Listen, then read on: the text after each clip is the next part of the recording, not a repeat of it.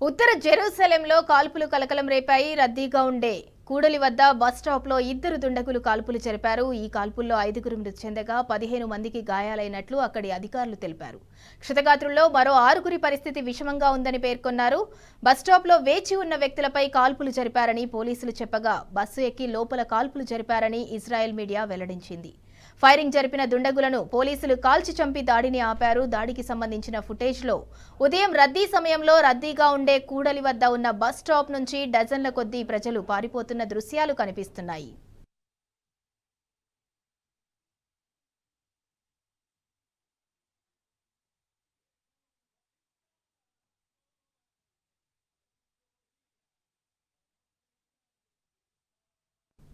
ఉత్తర జెరూసలేంలో కాల్పులు కలకలం రేపాయి. రద్దీగా ఉండే కూడలి వద్ద బస్ స్టాప్లో ఇద్దరు దుండగులు కాల్పులు జరిపారు. ఈ కాల్పుల్లో 5గురు మృతి చెందగా 15 మందికి గాయాలైనట్లు అక్కడి అధికారులు తెలిపారు. క్షతగాత్రుల్లో మరో 6గురి పరిస్థితి విషమంగా ఉందని పేర్కొన్నారు.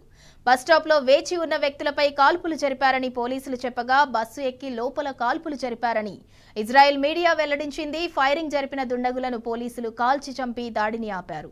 దాడికి సంబంధించిన ఫుటేజ్లో ఉదయం రద్దీ సమయంలో రద్దీగా ఉండే కూడలి వద్ద ఉన్న బస్ స్టాప్ నుంచి డజన్ల కొద్దీ ప్రజలు పారిపోతున్న దృశ్యాలు కనిపిస్తున్నాయి.